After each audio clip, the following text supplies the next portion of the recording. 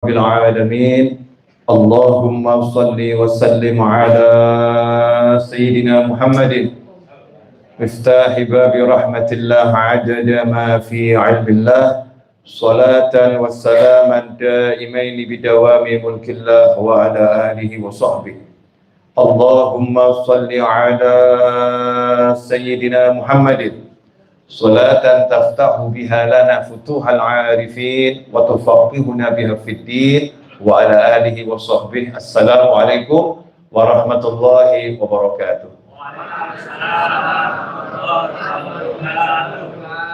Alhamdulillah bisa duduk bersama di KPP Pratama Surakarta sehat walafiat. Apalagi di tengah-tengah kita ada adik-adik kita yang lucu-lucu, yang seger-seger, sehat-sehat. Insyaallah tambah barokah. Tambah barokah. Bicara tentang menjelang Ramadan itu ya selalu menarik. Cuman amanat guru saya kalau ngomong nggak boleh mikir. Jadi apa yang ada di hati disampaikan, yang nggak ada ya nggak usah disampaikan. Makanya saya paling tidak bisa, itu paling susah kalau bicara harus nyiapkan materi, itu paling susah. Jadi mungkin nanti kalau pemirsa dimanapun antum berada melihat yang saya sampaikan kok tidak cocok sama judul yang di belakang, harap dimaklumi. Tapi kalau dicocok-cocokkan tetap cocok kok nanti. Tetap cocok. Ramadan itu datangnya setahun sekali. Datangnya setahun sekali dan waktunya cukup lama. Selama 1 bulan, 29 atau 30 hari. Di antara hikmahnya adalah untuk mengembalikan kita sebagai manusia ini menjadi sehat kembali secara lahiriah maupun secara batiniah. Bayangkan tubuh kita ini kerja non-stop 24 jam. Kalau sebagai karyawan Pratama kantor pajak ini kemudian kerja 24 jam selama 11 bulan tuh kira-kira KO atau enggak KO? Ya manusia, kita tepar, enggak kuat ya 24 jam selama 11 bulan.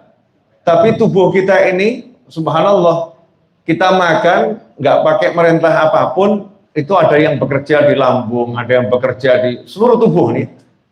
Tanpa kendali kita ya, tanpa kendali kita bekerja dengan teratur selama 24 jam. Selama 24 jam kali 12 bulan kalau dalam 1 tahun. Nah kalau mobil saja setiap 10.000 kilo ganti oli misalnya. Atau mungkin ada yang 6 bulan sekali ganti oli. Ada yang mungkin 100.000 kilo ganti oli. Kalau olinya nggak diganti ya mesinnya bisa rusak, mesinnya bisa jebol. Maka tubuh manusia ini kalau tidak dirawat juga akan rusak. Karena Allah Maha mengerti, Allah Maha memahami, kita ini memang ya pandai memakai, tapi tidak pandai merawat. Betul ya? Kita ini pandai memakai, tapi nggak pandai merawat. Kasih kantor bagus, alhamdulillah kalau di sini terawat saya lihat tadi. Ya pandai merawat. Setiap ruangan yang saya lewati cakep, bagus, bersih, indah dan harum. Artinya yang ngurus nih Pak Heri dan staf semuanya pandai merawat. Ada tempat-tempat itu yang udah dibuat bagus, tapi kitanya nggak pandai merawat. Bisa pakai, nggak bisa merawat. Contoh di rumah Bu. Di rumah tuh kadang udah dibuatkan oleh suami kamar mandi yang bagus. Ya, istri sebagai wakilnya suami di rumah berusaha menjaga dengan baik. Tapi kalau yang menghuni rumah 10 orang, kira-kira merawatnya mudah atau susah? Seharusnya mudah loh ya, karena 10 orang. Tapi kenyataannya gara-gara 10 orang duduk semakin susah. Karena 10 orang ini kebanyakan pandai memakai, nggak pandai merawat. Karena Allah paham betul yang menciptakan manusia, manusia punya sifat yang seperti itu, pandai memakai, nggak pandai merawat, maka sama Allah dibuatkan sistem. Ya dibuatkan sistem, dipaksa kita selama 1 bulan dalam 1 tahun kita itu dalam tanda kutip turun mesin. Dalam tanda kutip turun mesin, dirawat langsung oleh Allah Subhanahu wa ta'ala, disuruh puasa. Makannya dibatasin, minumnya dibatasin. Bahkan sebetulnya tidurnya juga dibatasin. Hanya saja kebanyakan dari kita yang puasa ini kalau udah Ramadan salah menggunakan dalil. Kalau di sini suruh tambah amal, nanti kalau Ramadan ada oknum-oknum yang amalnya tidur. Ya, oknum-oknum yang amalnya tidur. Dalilnya nomus shaim ibadah. Tidurnya orang yang puasa adalah ibadah. Padahal ibadah itu bukan tidur. Ibadah adalah qiraatul Quran, ibadah adalah silaturahim, ibadah cari ilmu, ibadah sedekah, ibadah menyenangkan hati orang lain, ibadah berbakti sama orang tua, bukan tidur, kecuali kalau tidurnya istirahat untuk melanjutkan ibadah. Nah, kenapa dahulu Nabi Muhammad SAW itu mengatakan naumus shaim ibadah? Ada sebabnya.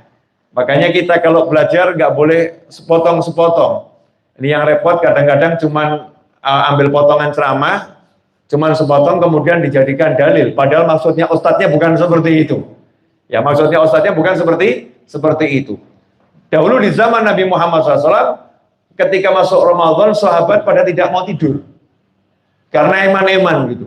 Orang yang ibadah sunnah dapat pahala wajib. Yang ibadah wajib dapat pahala 70 kewajiban. Seperti kewajiban di bulan yang lain. Sementara di luar Ramadan sunnah ya pahala sunnah, wajib ya pahala wajib, tidak dilipat gandakan. Melihat Allah ngobrol pahala, sahabat itu eman-eman kalau sampai tidur. Maka semua waktunya dibuat melek, dibuat ibadah. Akhirnya Nabi kita Muhammad SAW memberikan instruksi, tidurlah kalian seperti biasanya. Karena tidurnya orang yang puasa, kalau diniati seandainya melek itu dia mau ibadah, maka tidurnya dicatat sebagai ibadah. Nah, kita salah tangkap, salah paham, kemudian akhirnya bulan suci Ramadan, musola, masjid, langgar, surau, siang hari, Masya Allah, banyak oknum-oknum yang lomba fastabikun naum. Iya, bukan berlomba amal soleh, tapi lomba tidur, gedak di pojok sana, gedak di pojok sana. Bukan nggak boleh, tapi ini sesuatu yang kurang indah untuk dilihat. Seakan-akan kok umat Islam ibadahnya tidur. Ini kesalahan pemahaman yang luar biasa. Ibadahnya bergerak. Nah, di bulan suci Ramadan kita dipaksa ngurangi makan. Nah, ada lagi kesalahan dari oknum ibu-ibu, Masya Allah. Oknum ibu, kalau bulan Ramadan resep masakan yang nggak pernah keluar semuanya. Ya bagus, namanya 30 hari. Cuman akhirnya menyebabkan suami-suami lupa diri, saudara-saudara. Yang seharusnya Ramadan itu mengurangi makan, akhirnya Ramadan itu kalau berbuka langsung dikasih makan yang luar biasa banyak. Akhirnya badannya jadi lemes, setelah itu jadi berat untuk ibadah. Tujuan dari puasa mengistirahatkan lambung ini ya akhirnya kurang tercapai. Seharusnya kalau kita ikuti aturan yang diajarkan oleh Allah Ta'ala lewat Nabi Muhammad SAW, aturan puasa lahiriah dan aturan puasa batiniah, maka lahir kita akan sehat, batin kita juga akan sehat. Allah buatkan sistem, jadi biar umat manusia ini hidupnya sehat secara lahiriah maupun secara batiniah. Nah, kemudian secara batiniah, ini yang ingin saya bahas. Karena batinnya puasa ini kalau dijalankan, dimanapun umat Islam berada, pasti membawa kenyamanan dan kesenangan. Ya, kenyamanan dan kesenangan. Apalagi di Indonesia. Harusnya Indonesia ini kalau Ramadan lebih menyenangkan. Sudah manusia-manusianya menyenangkan, apalagi kalau Ramadan. Saya baru tanggal 14 kemarin landing di Jakarta. 14 landing di Jakarta. Sebelumnya saya berada di Dammam. Dammam itu ujungnya Saudi Arabia. Kemudian saya ke Mekah, ke Madinah, balik Mekah, terus Indonesia. Kenapa saya ke Dammam? Saya mau lihat pameran buku internasional. Ya karena saya pelajar ya, saya pelajar seneng sama buku. Terbang saya ke Jeddah, di Jeddah lanjut ke Dammam. Masya Allah, Dammam itu ujungnya Arab Saudi yang berbatasan dengan Bahrain. Nah di sana, karena saya cuma mau berapa jam di Dammam hanya untuk pameran buku, keluar dari bandara, saya nanya sama yang bagian ngatur taksi itu ya, ngatur taksi. Saya mau ke lokasi pameran itu, mall terdekat di mana? Belum ada. Ini Lampung kan harus dijaga. Mall terdekat di mana? Paling gampang cari makan kan di mall. Singkat cerita terjadi obrolan, dia nanya, Indonesia? Iya, saya Indonesia. Indonesia, dia bicara pakai bahasa Arab campur bahasa Inggris. Ya, bahasa Arab campur bahasa Inggris. Untungnya saya rotok-rotok mudeng gitu ya. Nah, dia bilang, saya baru sebulan yang lalu dari Indonesia. Oh iya, Indonesia bagus-bagus. Saya naik motor, kata beliau, saya naik motor, noleh kanan, saya senyum sedikit, semua yang lihat saya ngasih senyum. Orang Indonesia murah senyum sama orang asing. Ya, senyum semua, bagus, cakep, senyum-senyum. Ini yang ngomong bukan kita, yang ngomong orang luar.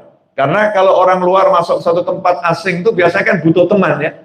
Nah, ternyata di negara kita tuh merasa welcome, merasa disambut. Artinya, sebelum Ramadan, Indonesia itu sudah indah manusianya menyenangkan. Seharusnya kalau Ramadan lebih menyenangkan, betul ya? Karena di bulan Ramadan itu amal soleh harus meningkat. Tapi sayangnya kadang-kadang gara-gara kelaparan, senyum itu berat. Bu, kalau Ramadan siang suaminya murah senyum atau berat senyum? Seharusnya kan tambah senyum ya, walaupun senyumnya orang kelaparan gitu. Harusnya tambah senyum, karena senyumnya nilainya jadi ibadah wajib, bukan ibadah sunnah. Apalagi menyenangkan orang banyak. Seharusnya semakin segar wajahnya, karena tubuhnya semakin sehat. Tapi aneh, kenapa kita jadi berat ya untuk senyum, kita jadi berat untuk ibadah dengan alasan lapar. Alasannya lapar. Saya pernah ketemu satu orang. Saya nanya sama dia, kenapa kamu kok nggak puasa? Jawabannya, nggak kuat. Hah? Nggak kuat, Bib? Nggak kuat apa? Nahan lapar saya nggak kuat. Kamu nggak kuat? Iya, memalukan. Karena saya dekat ya, jadi biasa guyon gitu ya. Memalukan. Memalukan bagaimana, Bib? Anak saya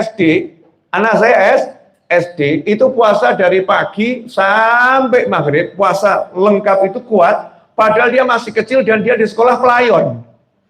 Di sekolah lari-lari, loncat-loncat, main kemanapun, dia kuat. Masa kita yang dewasa kok alasannya nggak kuat? Itu nggak masuk akal. Masa kalah sama anak kecil? Berarti yang belum kuat niatnya. Ya, niatnya belum kuat. Karena itu ibadah ruhani yang paling penting di bulan suci Ramadan itu niat dulu. Niat yang kuat, saya mau berpuasa. Kalau udah niatnya kuat, maka akan mampu untuk melakukan hal-hal yang baik dan meninggalkan hal-hal yang buruk. Nah, ada satu pakem di bulan suci Ramadan ini yang kadang kala kita suka lupa. Ramadan itu tidak akan dapat apapun, kita nggak dapat apapun kalau hati masih punya rasa benci kepada orang lain. Kalau hati masih memusuhin orang lain, hati masih ada dendam pada orang lain, maka tidak akan dapat apapun. Ampunan yang dibagi gratis, kita keblokir. Rahmat yang dicurahkan, ya kita juga keblokir. Pembebasan dari siksa api neraka, tiap malam dibebaskan 100.000 orang yang sudah wajib masuk neraka karena amal-amal buruknya sebelum bulan suci Ramadan. Malam-malam Ramadan Allah kasih gratis 100.000 orang bebas. 100.000 orang bebas. Mudah-mudahan kita termasuk salah satu di antaranya. Tapi ada orang-orang yang nggak dapat ini keblokir itu ya. Kenapa keblokir? Begitu dicek datanya mental by system. Ya mental by sistem, ditolak sama sistemnya. Begitu didaftarkan, tertolak. Didaftarkan, tertolak. Kenapa tertolak by system? Karena sistem yang mengatakan yang hatinya masih ada dendam tidak dapat jatah rahmat, tidak dapat jatah ampunan, tidak dapat jatah pembebasan dari siksa api neraka. Mental, masih dendam, bleng. Masih dendam, bleng. Makanya umat Islam nggak boleh Ramadan punya dendam pada siapapun. Harus bersih hatinya. Nggak boleh punya benci pada siapapun. Nah, yang ngeri muncul suatu adat yang nggak jelas dari kita, bukan masyarakat, adat dari kita, kebiasaan kita mengatakan seperti ini. Nanti saya minta maafnya kalau hari raya. Nanti saya maafkan kalau hari raya. Betul, hari raya dia maaf-maafan, tapi selama Ramadan rugi. Dia keblokir pahalanya, dia nggak dapat begitu banyak benefit keuntungan yang Allah berikan selama bulan suci Ramadan. Gara-gara apa? Gara-gara dia memberatkan egonya. Dia mengutamakan keakuannya. Dia mengutamakan dirinya, tapi dia tidak ingin dirinya mendapatkan surganya Allah Subhanahu wa Ta'ala. Pemirsa dimanapun antum berada, saya punya konsep sederhana. Bu, boleh saya mau nanya? Di sini banyak ibu-ibu nih. Insyaallah, ini ibu-ibu ini bawa anak-anak yatim bukan dari panti. Ini yang saya kagum karena nggak nyari dari panti, tapi cari anak-anak yatim sekitar kantor ini. Karena berbuat baik itu paling bagus sama keluarga dan sama tetangga. Diutamakan tetangganya dulu. Ternyata di tetangganya banyak ini. Dari beberapa kelurahan sekitar sini ya. Ada yang dibawa ke sini sebagai contoh saja bagaimana kita berbuat baik kepada sesama. Saya mau nanya sama ibu-ibu, boleh enggak Bu? Ibu pilih surga atau neraka? Pertanyaan singkat, surga atau neraka? Jadi kalau suami ibu membuat ibu marah, enaknya diapakan?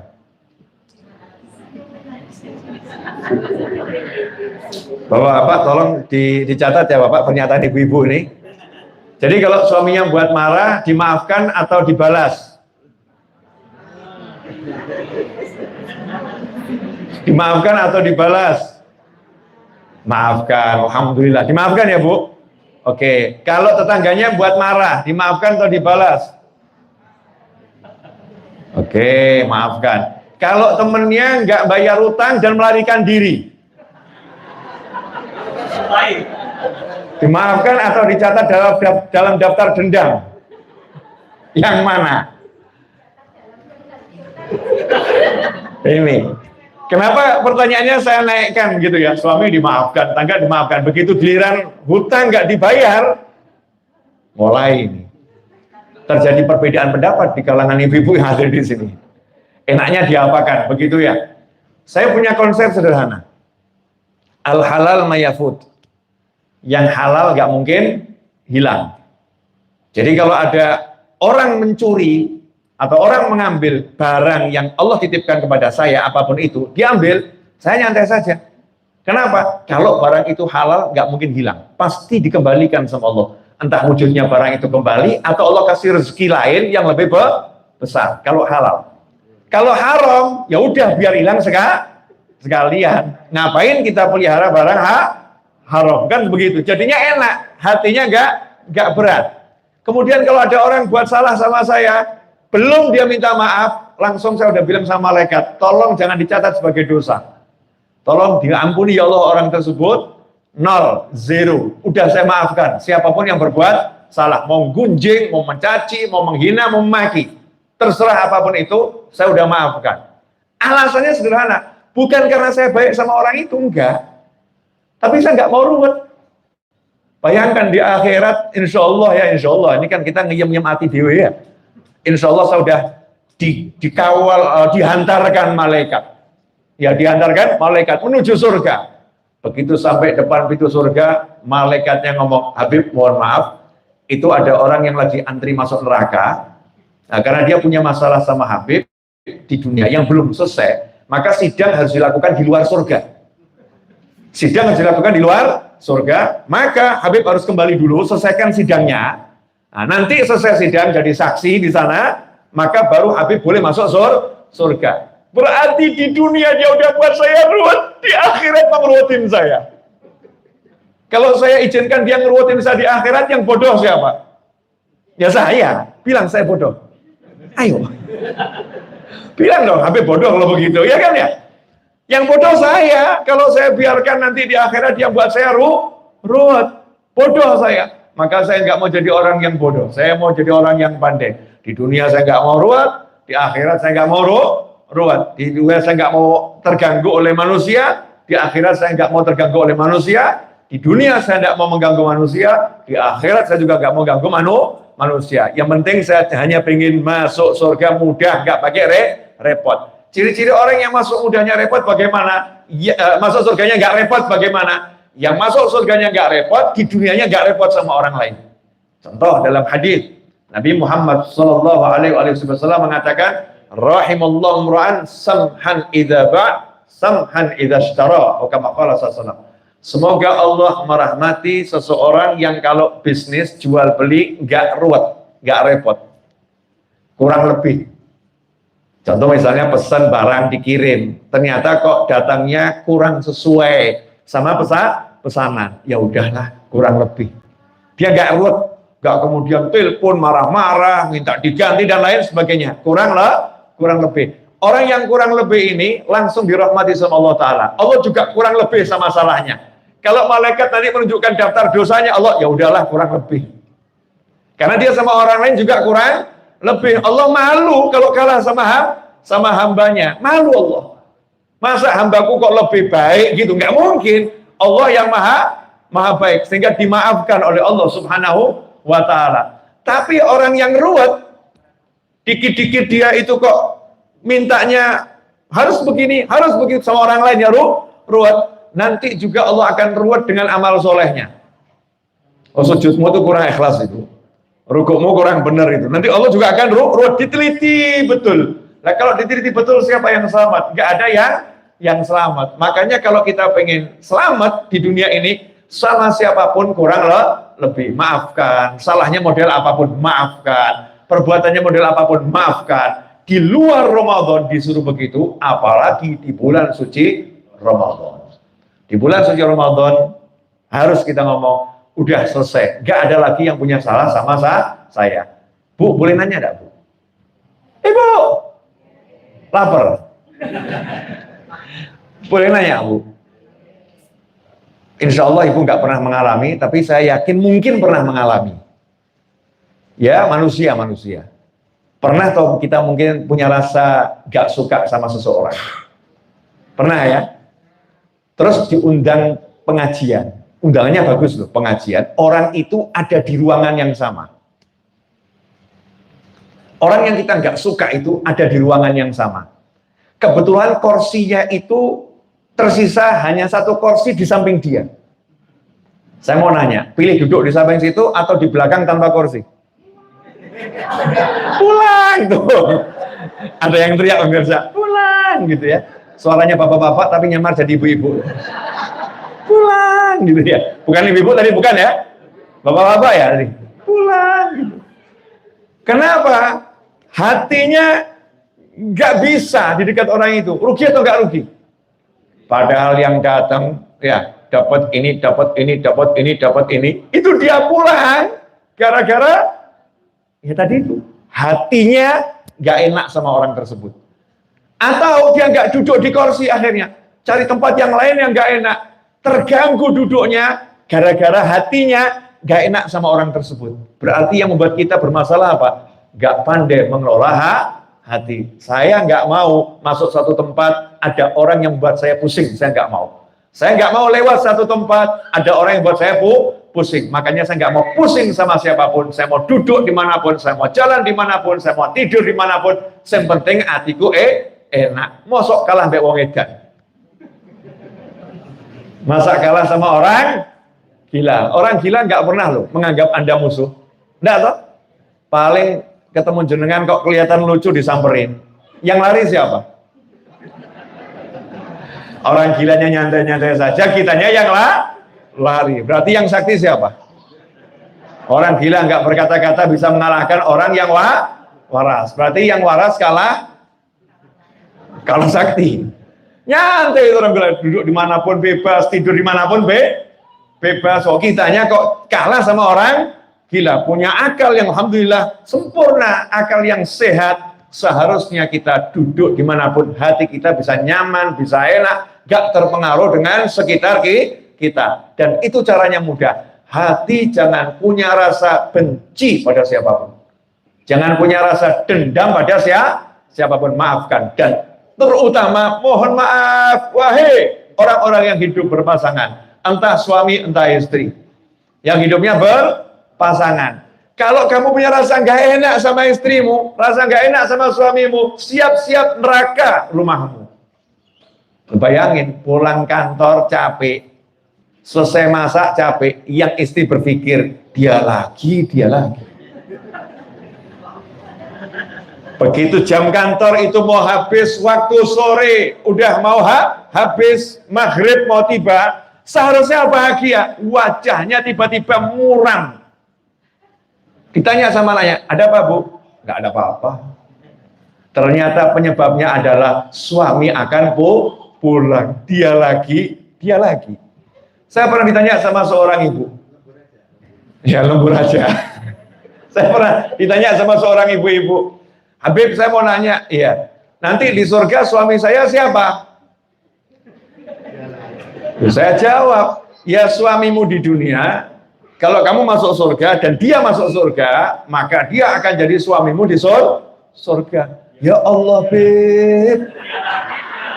Neng donya wes mumet ngedepi dhek, nang akhirat ketemu dhek meneh gak Beb katanya. Di dunia udah pusing, ketemu dia di akhirat gak punya pilihan, udah gak ada, cukup katanya. Masya Allah.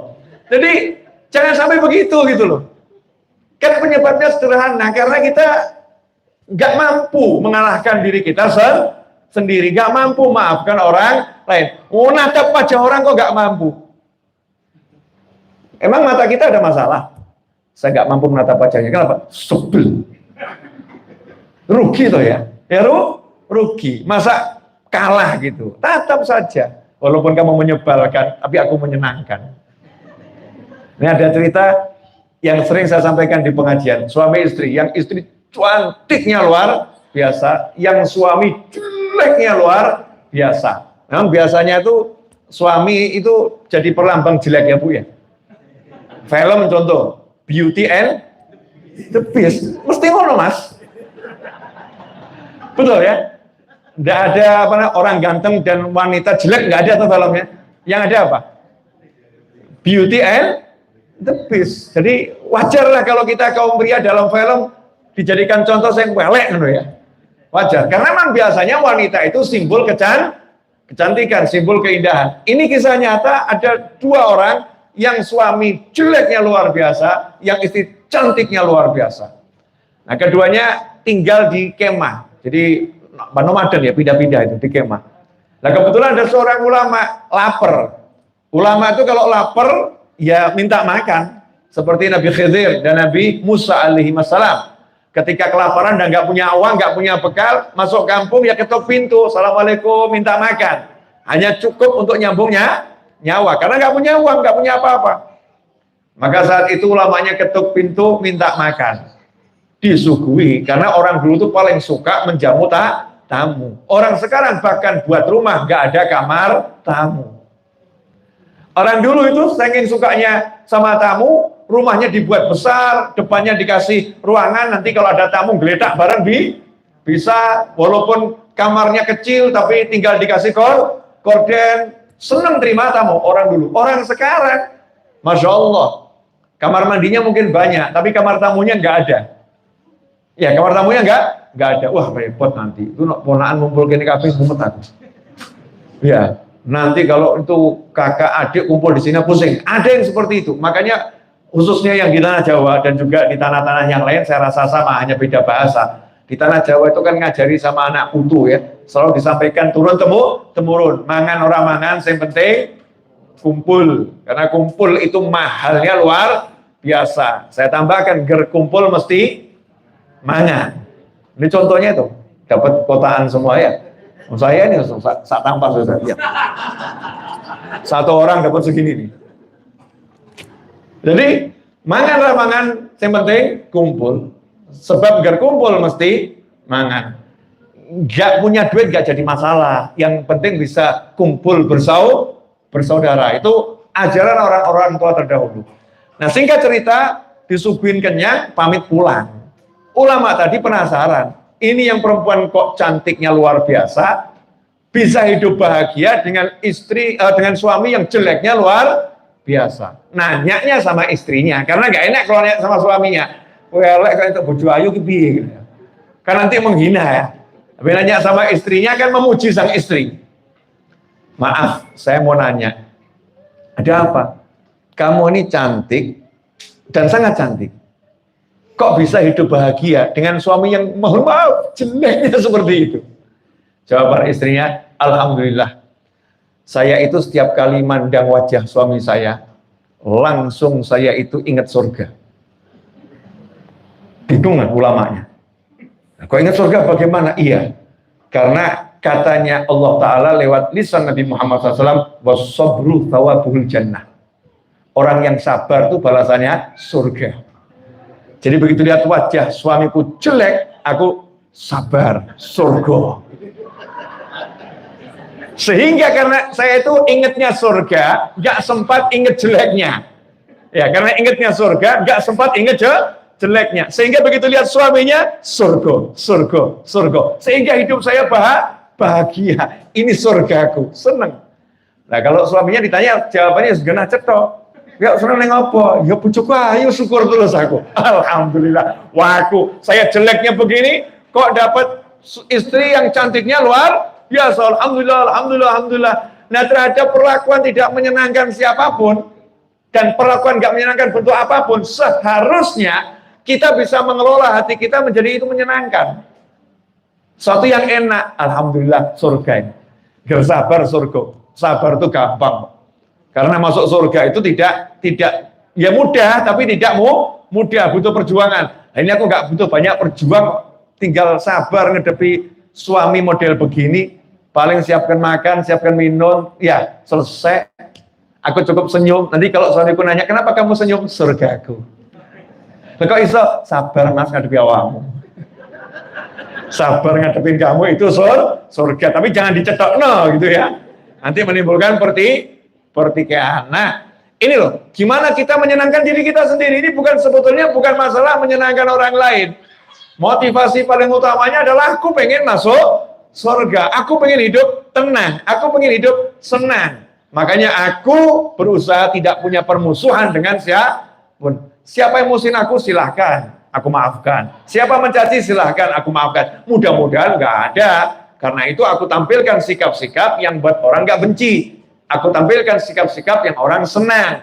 Tapi setelah ditampilkan kalau masih ada yang benci, nah kita maafkan. Seperti Nabi Muhammad Sallallahu Alaihi Wasallam, beliau akhlaknya paling mulia, tapi tetap ada yang benci.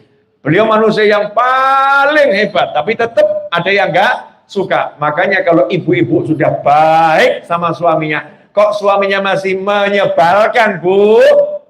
Oh Nabi aja SAW yang paling baik, masih ada orang-orang yang bersikap menyebalkan kepada Nabi Muhammad Sallallahu Alaihi Wasallam. Gak usah dipikir, cukup senangkan dirimu, jangan sampai pasanganmu menjadi beban dalam hidupmu. Maafkan, selesai.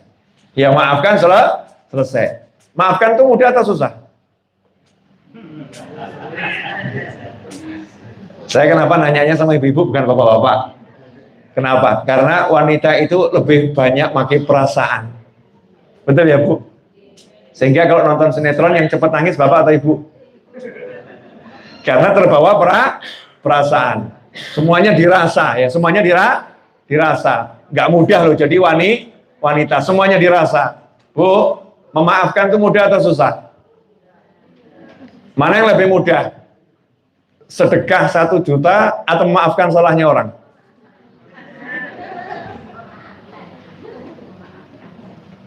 Mana yang lebih mudah? Seharusnya kan lebih mudah maafkan ya. Nggak pakai modal, aku maafkan. Selesai kan? Tapi nyatanya, masih banyak, nggak sedikit orang yang mengatakan, saya tidak mau melihat wajahnya lagi. Oh, sampai mati 7 turunan nggak akan aku maafkan. Wawas, kalau sampai kamu undang dia, ajak dia di acara, wawas, masih ada yang seperti itu. Model begitu, oknum begitu ada atau nggak ada? Ada. Gara-gara apa? Nggak bisa memaafkan orang lain. Makanya saya mengingatkan diri saya sendiri dan siapapun, Ramadan momen yang paling tepat untuk membuat hati kita itu nyaman. Semuanya maafkan. Karena itu di tanah Jawa dan di tanah-tanah yang lain, Sumatera, Kalimantan, ya Sulawesi dan sebagainya di Indonesia, ada satu ajaran kalau menjelang Ramadan ada yang namanya nyadran, ada ziaratan gitu ya, ziarah tapi dengan lisan Jawa jadinya nyadran, berkunjung kepada yang meninggal dunia, mendoakan dan minta maaf kalau dulu punya salah sama orang tua, sama kerabat, dan juga berkunjung pada yang masih hidup. Makanya biasanya kalau mau bulan suci Ramadan itu keponakan pergi ke rumah pamannya, pergi ke rumah bibinya. Kalau nggak bisa pergi ke sana, biasanya sekarang telepon. Nggak bisa telepon, biasanya tulis pesan di WhatsApp. Sekarang lebih gampang lagi, silaturahimnya lewat grup keluarga. Saya maafkan ya, selesai. Akhirnya nanti kirim duitnya cuman nggak pakai transfer gitu ya. Semoga dapat rezeki ya, gitu nanti. Semoga dapat rezeki, doa di dalam grup WhatsApp itu. Karena kurang ketemu. Nah, ini kalau bisa kita ketemu kalau bisa datangin, minta didoakan, minta maaf. Masuk Ramadan enak gitu. Gak ada salah pada siapapun, berarti semua persyaratan untuk dapat rahmat, ampunan, pembebasan dari siksa api neraka sudah dapat, selesai, terpenuhi persyaratan. Akhirnya masuk Ramadan nyantai saja, sholat 5 waktu berjamaah, selesai. Pasti dapat Lailatul Qadar. Dikatakan siapa yang isyaknya berjamaah, seandainya subuh nggak bisa jamaah, zuhur, asar, maghrib nggak bisa jamaah, isyaknya berjamaah selama Ramadan, dijamin termasuk orang yang dapat Lailatul Qadar, dia paham maupun nggak paham. Yang isyaknya berjamaah, apalagi 5 waktu berjamaah, udah pakai taraweh, pakai hatam Al-Quran. Ya kalau yang begitu nggak dapat Lailatul Qadar, terus yang dapat modelnya seperti apa? Saya pernah ditanya sama teman-teman saya, Bib, yang dapat Lailatul Qadar siapa, Bib? Ya dewe. Ya model-model seperti kita ini. Lah Bib kok bisa ngomong gitu? Ya pede aja. Nah kalau bukan kita siapa lagi? Siapa lagi? Ya insya Allah kita ini, mau kita ini alhamdulillah ya ngaji, ya cari ilmu, ya nyenangkan orang, maafkan orang, ya sholat, walaupun sholat kita ngelamun, tapi ya sholat. Ya insya Allah yang model-model begini ini, yang dapat Lailatul Qadar, bukan yang model begitu, yang begini, yang begitu mudah-mudahan jadi begini, tapi insya Allah yang begini nih, yang dapat yang begitu. Paham kan? Iya, walaupun begini begitu aja paham. Kenapa begini begitu bisa dipahami? Karena yang begini sudah begini, nggak begitu. Paham Bu? Hatinya nyatu. Karena hatinya sudah nyatu, hatinya itu nyambung, maka ngomong nggak usah banyak kata, sudah paham. Begitulah dua insan saling mencintai, cukup saling memandang, udah mengerti apa yang ada dalam hati. Betul Ibu-Ibu? Enggak, Bib. Suami saya sudah tak pandang, nggak paham-paham, Bib. Udah tak pandang, nggak paham apa maksud saya. Maksudnya apa? Kompor gas ganti baru, nggak paham-paham. Nggak paham-paham. Kemudian yang kedua, selain hati ini dibersihkan, maka perbanyak nyenangkan orang di Ramadan. Menyenangkan orang lain.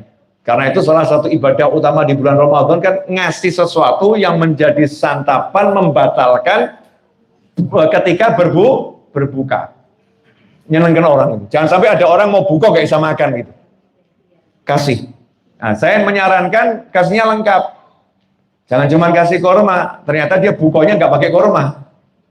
Ya nggak pakai korma. Terus bagaimana? Ya udah kasih saja nominal, angka, kasih uang, cash ya. Ini sejumlah sekian untuk keperluanmu bulan suci Ramadan. Innamal a'malu binniyat. Selesai.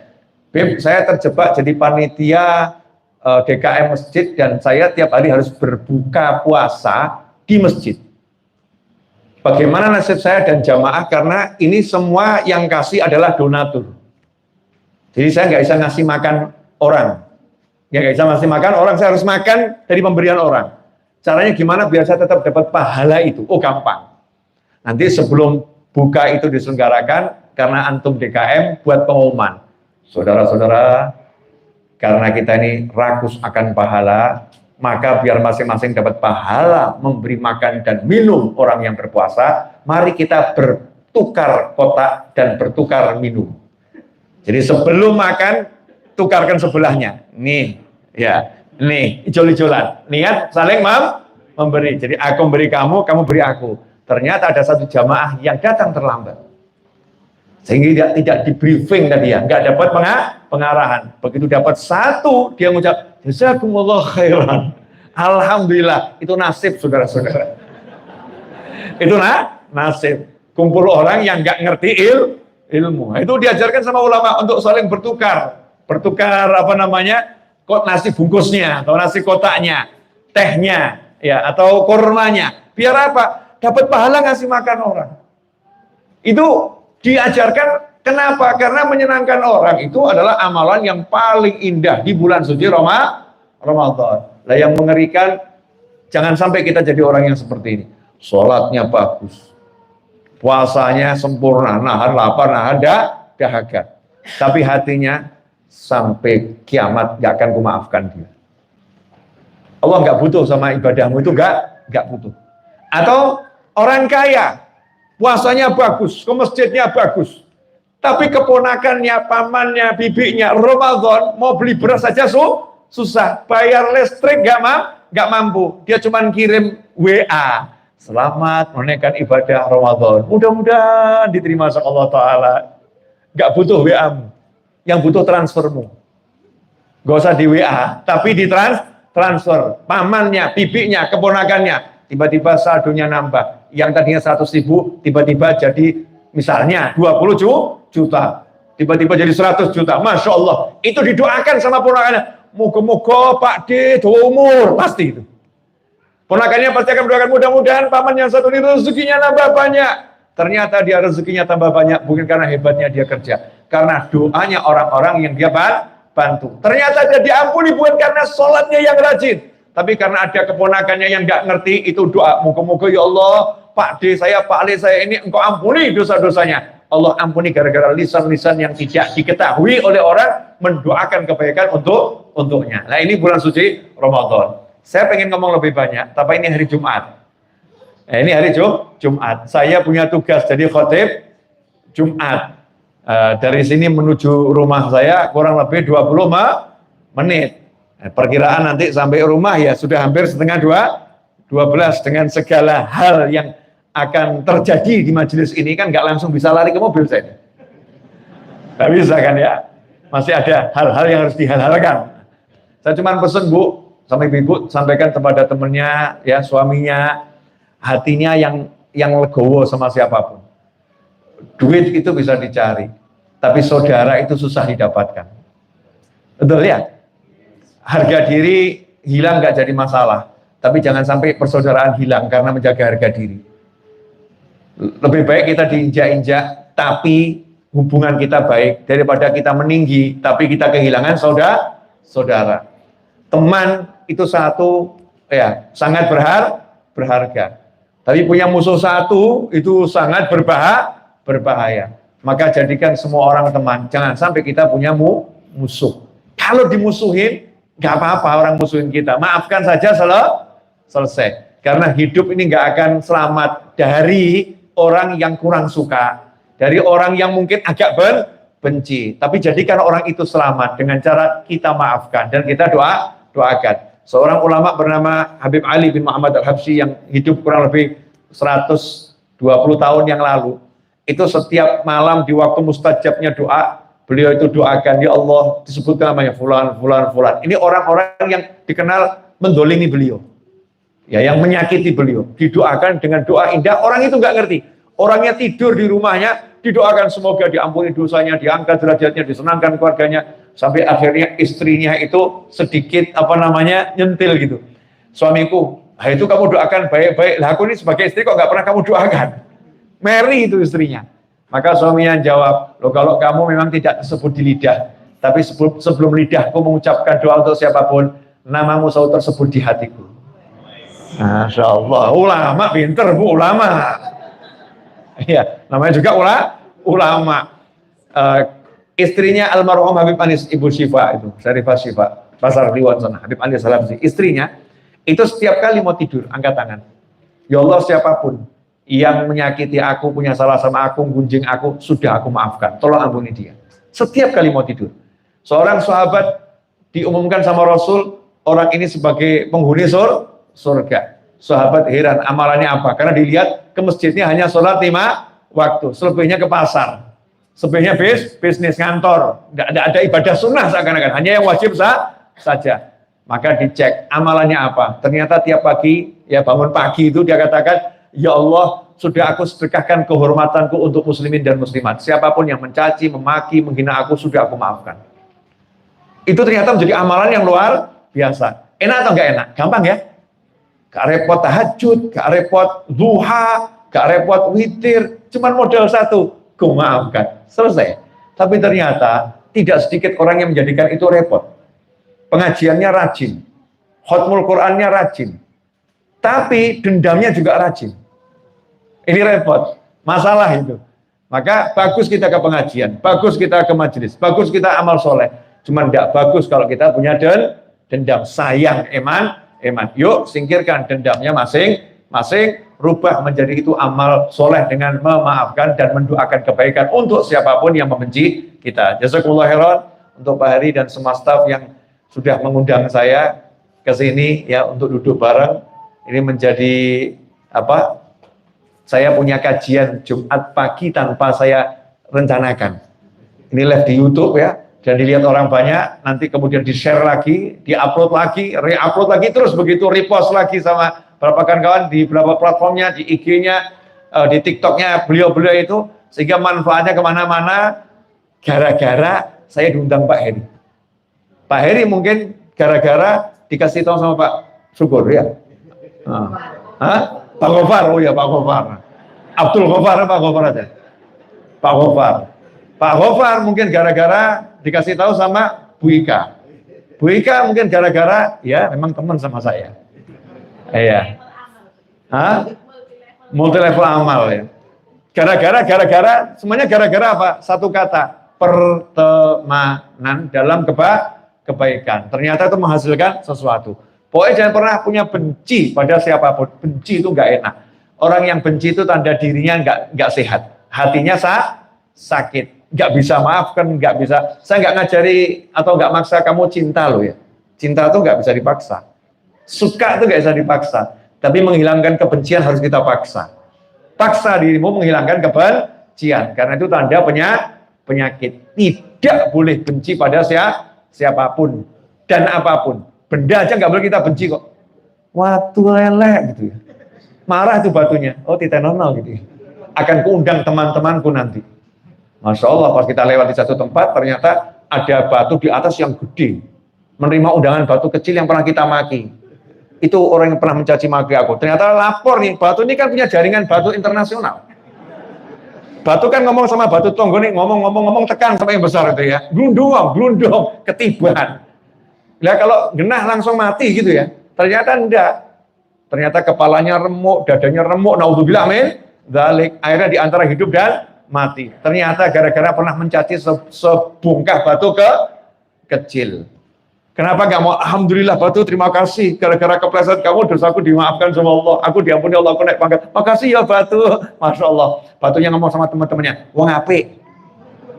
Laporan itu. Jadi kira alam ini nggak berbicara. Alam ini berbicara kepada yang lain. Pokoknya orang kalau baik itu, dimanapun akan ditolong oleh Allah Subhanahu wa Ta'ala. Alhamdulillah. Dan mari kita tutup dengan berdoa berkat khutmil Quran. Insya Allah doa kita jauh lebih mustajab karena nunut Al-Quran.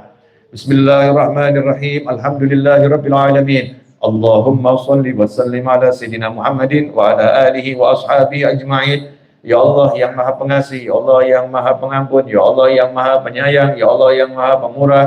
Dengan berkat khatmil Quran di hari ini, ya Allah, terimalah semua bacaan Al-Quran kami, ya Arhamar Rahimin, dan maafkanlah semua kesalahan kami dalam membaca ayat-ayat-Mu, ya Allah. Kalau ada yang panjang kami pendekkan, yang pendek kami panjangkan, dan apapun kesalahan itu tolong Engkau maafkan, ya Arhamar Rahimin. Terimalah khatmul Quran kami, ya Allah, dan berkat para malaikat yang mengaminkan doa-doa orang yang menghatamkan Al-Quran di pagi hari ini, ya Arhamar Rahimin. Ampunilah dosa-dosa kami, ya Allah. Ampunilah dosa-dosa kami, ya Allah. Ampuni dosa kedua orang tua kami, ya Allah. Ampuni dosa ayah bunda kami, ya Rabb. Ampuni dosa pasangan hidup kami. Ampuni dosa anak keturunan kami. Ampuni dosa sahabat-sahabat kami. ampuni dosa seluruh umat Nabi Muhammad sallallahu alaihi wasallam. Ya arhamar rahimin, ya arhamar rahimin, ya arhamar rahimin.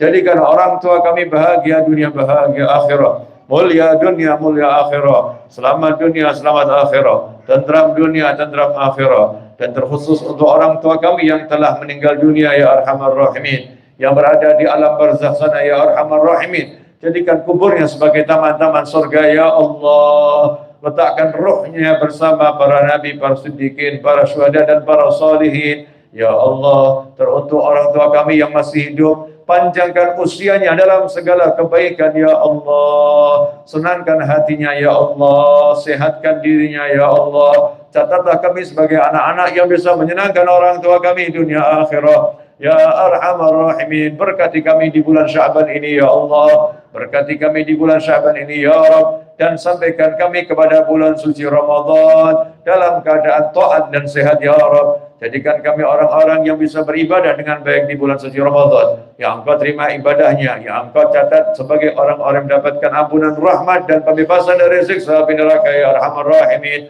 Catatlah kami sebagai orang-orang yang Engkau tetapkan sebagai penghuni surga, ya Allah. Dan catatlah kami sebagai orang-orang yang mendapatkan Lailatul Qadar di bulan Ramadan yang lalu, Ramadan nanti, dan Ramadan berikutnya, ya arhamar rahimin. Ya Allah, pada waktu duha di hari Jumat yang mulia ini, ya Rabb, kami tengadahkan tangan mohon kepadamu, ya Rabb, teruntuk semua sahabat-sahabat kami yang bekerja di kantor ini, ya arhamar rahimin khususnya. Jadikanlah orang-orang yang hidupnya bahagia dunia, bahagia akhirat. Mulia dunia, mulia akhirat. Tentram dunia, tentram akhirat. Selamat dunia, selamat akhirat. Jadikanlah keluarganya keluarga yang bahagia dunia, bahagia akhirat. Mulia dunia, mulia akhirat. Selamat dunia, selamat akhirat. Jadikan semuanya, ya Allah, memiliki hati yang lapang, ya Rabb. Hati yang bersih, ya Rabb. Jadikan semua kami hati qalbun salim. Hati kami selamat, hati kami bersih, ya Allah. Jadikan di hati kami enggak ada rasa benci kepada siapapun, enggak ada dendam pada siapapun. Jadikan hati kami mencintai hamba-hambamu, ya arhamar rahimin. Ya Allah yang maha pengasih, ya Allah yang maha penyayang.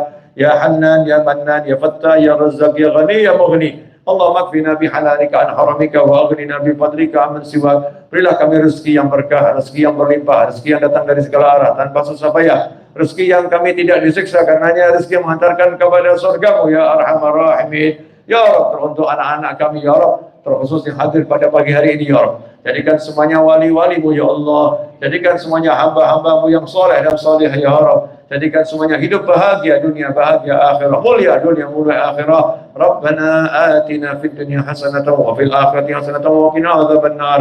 Rabbana la tuzigh qulubana ba'da idh hadaytana wa hab lana min ladunka rahmah innaka antal wahhab. Wa sallallahu ala sayyidina wa maulana Muhammadin wa alihi wasallam. Walhamdulillahi rabbil alamin ala hadiniyah wa ala man ali wa ila hadratin nabi sallallahu alaihi wasallam. Al-Fatihah. A'udzu billahi minasyaitonir rajim. Bismillahirrahmanirrahim. Alhamdulillahi rabbil alamin arrahmanir rahim maliki yaumiddin. Iyyaka na'budu wa iyyaka nasta'in.